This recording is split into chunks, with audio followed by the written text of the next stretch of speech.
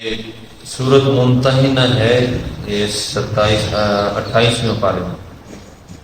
یا ایھا الذین آمنوا لا تتخذوا عدوی وعدوکم اولیاء تلقون الیہم بالمودۃ وقد کفروا بما جاءکم من الحق یخرجون الرسول وایاکم ان تؤمنوا باللہ ربکم۔ یہ ایک آیت ہے، اس کا ایک شان نزول ہے آیت کا نا۔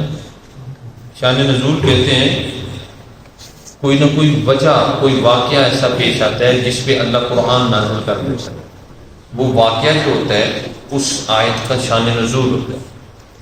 جب تک شان نزول پتہ نہیں چلے گا وہ آیت پھر آپ کو سمجھ نہیں آئے گی۔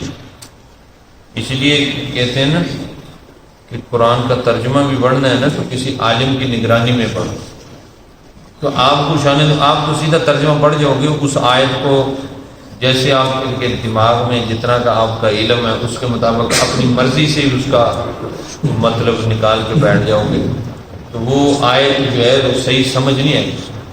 شان نزول جو ہے نا جب تک نہیں سنو گے۔ اس کا شان نزول ہے وہ یہ ہے کہ حضور صلی اللہ علیہ وسلم نے مکہ فتح کرنا تھا، یہ سن 8 ہجری کی بات ہے۔ آپ صلی اللہ علیہ وسلم نے جو ہے نا وہ ارادہ فرما لیا مکے پہ چڑھائی کرنے کا، مکے کو فتح کرنے کا۔ اللہ تعالیٰ کی طرف سے بھی جو ہے نا وہ اجازت نامہ مل گیا، آپ چلیں۔ حضور صلی اللہ علیہ وسلم اس کو خفیہ رکھ رہے تھے، کسی کو نہیں پتہ تھا۔ پہلے تو ہوتا تھا نا غزوہ جنگ پہ جانا ہے تو صحابہ کو پتہ ہوتا تھا ہم نے کس علاقے کی طرف جانا ہے، لیکن یہ موقع ایسا تھا کہ اس میں حضور صلی اللہ علیہ وسلم نے کسی کو نہیں بتایا کہ ہمارا رخ کس بستی کی طرف ہوگا، کدھر جانا ہے۔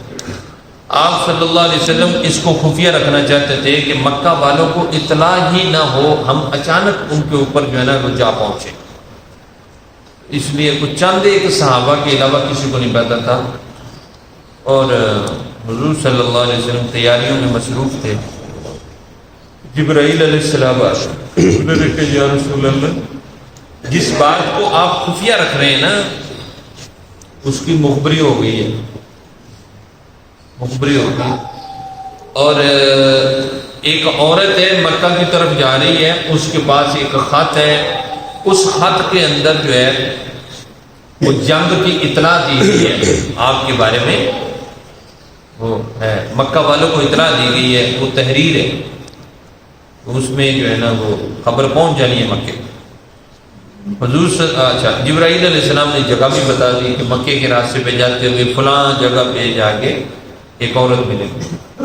حضور صلی اللہ علیہ وسلم نے حضرت علی رضی اللہ تعالیٰ عنہ اور ان کے ساتھ چند صحابہ کو بھیجا کہ جاؤ مکے کے راستے پہ فلاں مقام پہ تمہیں ایک عورت ملے گی، اس کو گرفتار کرو، اور اس کے پاس خط ہے جس میں ہماری جنگ کے بارے میں قریش مکہ کفار مکہ کو اطلاع دی گئی، اس کو پکڑو۔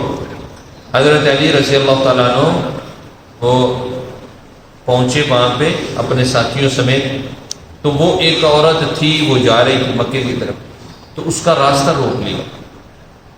حضرت علی مرتضیٰ رضی اللہ تعالیٰ عنہ کہنے لگے کہ کون ہو تم، کہاں جا رہے تھے؟ جی مسافر ہوں، مکہ جا رہے ہیں۔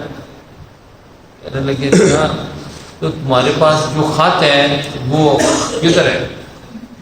ہمارے حوالے پر۔ وہ پہلے تو اس نے جو ہے نا وہ آلے ٹالے نہیں ہے، میرے پاس کون سا خط، میں تو مسافر ہوں، یہ وہ کرتے رہے۔ علی بن مرتضیٰ رضی اللہ تعالیٰ نے فرمایا ہمیں حضور صلی اللہ علیہ وسلم نے خبر دی ہے کہ تیرے پاس خط ہے، تو ہمیں تیری بات پہ یقین نہیں ہے، ہمیں اپنے نبی کی بات پہ یقین ہے۔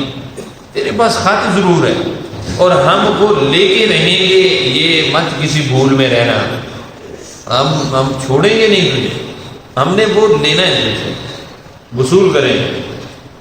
تو وہ عورت جو تھی نا وہ ڈر گئی، اس نے پھر اپنا جوڑا جو کیا وہ تھا یہاں سے اس نے وہ خط نکال کے دیا، اس کو لیا اس عورت کو، اور وہ مدینہ میں آ کے واپس حضور صلی اللہ علیہ وسلم کے سامنے پیش کیا۔ وہ خط جو تھا نا وہ کھولا نا تو اس میں وہ خبر تھی حضور صلی اللہ علیہ وسلم کی جنگ کے متعلق۔ اور خط لکھنے والا کون ہے؟ وہ ایک صحابی ہیں حاتب بن ابی بلتع، ایک صحابی ہیں، بدری صحابی ہیں۔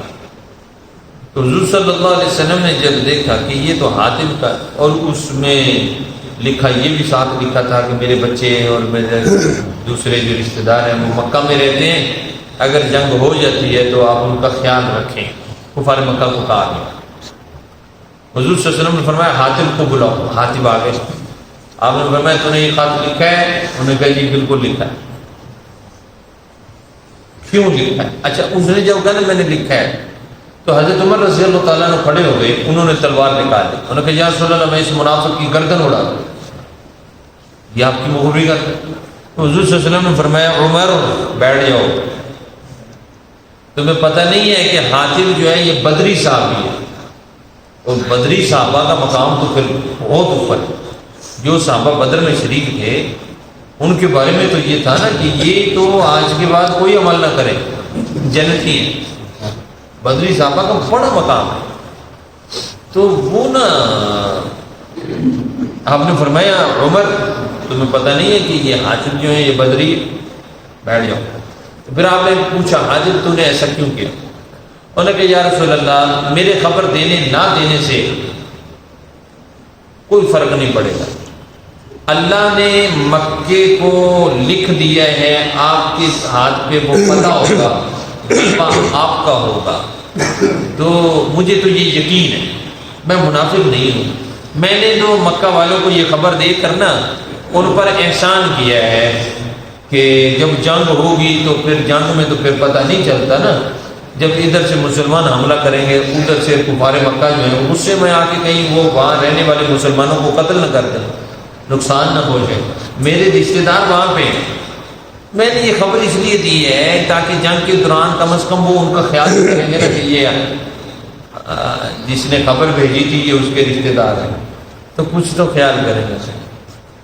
تو اس پہ یہ آیات آ گئی یا ایھا الذین آمنوا لا تتخذوا عدوی وعدوکم اولیاء، اے ایمان والو جو لوگ میرے بھی دشمن ہیں تمہارے بھی دشمن ہیں ان کو اپنا دوست نہ بنانا، عدوی وعدوکم اولیاء ان کو اپنا دوست نہ بنانا، تلقون الیہم بالمودۃ وقد کفروا بما جاءکم من الحق، وہ تم ان کی طرف دوستی کے پیغام بھیج رہے ہو حالانکہ وہ تو منکر ہیں، کافر ہیں، حق آ جانے کے بعد اس کو تسلیم کرنے کے لیے تیار نہیں ہے، دین کو، اسلام کو، قرآن کو، وہ اس کو تسلیم کرنے کے لیے تیار نہیں، منکر ہے اس کے، تم ان کی طرف دوستی کے پیغام بھیج رہے ہو، ٹھیک ہے۔ یخرجون الرسول وایاکم، ان کے کرتوت یہ ہیں کہ انہوں نے تمہیں بھی اور تمہارے رسول کو بھی مکے سے نکلنے پر مجبور کر دیا، تو مکہ چھوڑنا پڑا کہ نہیں چھوڑنا پڑا؟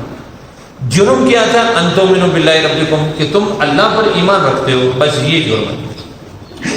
ان کی دیکھو تمہارے ساتھ رویہ کیا ہے، تم ان کے اوپر جو ہے نا وہ احسان کر رہے ہو، یہ نہ، یہ منع کر دیا گیا کہ وَأَنَا أَعْلَمُ بِمَا أَخْفَيْتُمْ وَمَا أَعْلَنْتُمْ وَمَن يَفْعَلْهُ مِنكُمْ فَقَدْ ضَلَّ سَوَاءَ السَّبِيلِ، اللہ نے فرمایا میں جانتا ہوں جو تم چھپاتے ہو اور جو تم ظاہر کرتے ہو، اگر تم میں سے کوئی ایسا کام کرے گا، یعنی کفار سے دوستی، اسلام کے دشمنوں سے دوستی، فَقَدْ ضَلَّ سَوَاءَ السَّبِيلِ، تو وہ تو پھر سیدھے راستے سے ہٹ گیا، گمراہ۔ تو یہ اس میں خبر، یہ مضمون آگے بھی چل رہا ہے، آگے ساری نصیحت ہے صحابہ کے لیے، نہیں اس امت کے لیے، صحابہ کو تو سنایا جا رہا ہے نا، صحابہ کو سنایا جا رہا ہے، اصل میں یہ قیامت تک آنے والی امت کے لیے ایک میسج ہے، ایک پیغام ہے، یہ جو لوگ تمہارے دین کے دشمن ہیں، تمہارے دین کو تسلیم نہیں کرتے، وہ تمہارے دوست نہیں ہو سکتے، ان کے ساتھ کبھی ایسے برادرانہ تعلقات اور اس طرح کے وہ نہ رکھو۔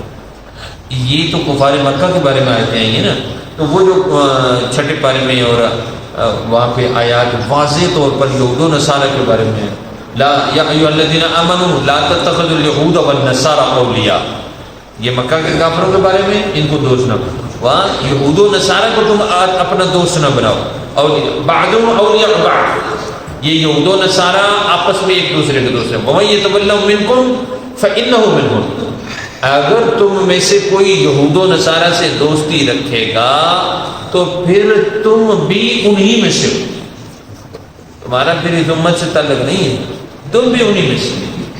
تو یہ منع کیے گئے ایسے تعلقات سے جو دین کے دشمن لوگ ہیں، جو ہمارے نبی کے گستاخ اور ہمارے نبی کے دشمن ہیں، یہ ہماری خیر خواہ کیسے ہو سکتے ہیں؟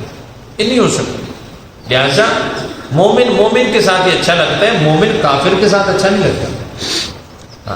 آپس میں اسلام نے جو ہمیں درس دیا ہے، نصیحت کی ہے، آپس میں اتفاق اور اتحاد کے ساتھ رہنے کی۔ آپس سے ایک دوسرے کے گلے پھاڑا تو پھر دیں، گربانہ کے ہاتھ پا لینے، کافرانہ دوستی ہے، تو یہ نہ کرو۔ سمجھ آئے گا؟ باقی انشاءاللہ کل دیکھیں، اللہ سمجھتا ہے۔